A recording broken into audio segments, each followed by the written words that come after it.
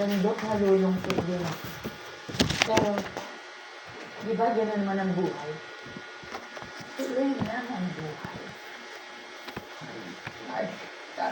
Positive attitude na rin. Ako naman, I like your voice. Yung music sa ears. Kasi wapo mo yung boses mo.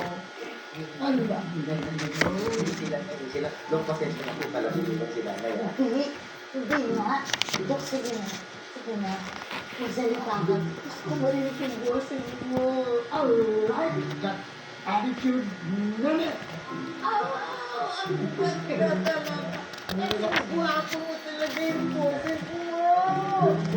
Naku. Mingo? Oh, Bingo! Man! Big! Man! Kamusta? Dok. At tulungan mo na lang. Bilhin ko na para sa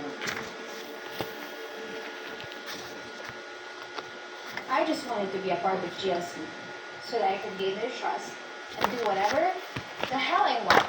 Eventually. Ba't sususpect ka pa? Diretso mo lang sa kung ano yung gusto mo, tapos pakita mo sa kanila na kaya mo talaga. But I don't think I can do it, bro. I can't do it. I can't. I really can't do it. Tama sila, hindi ko kaya. It's just a huge, huge disappointment. And wala na ako ibang ginawa kundi humingi ng pera.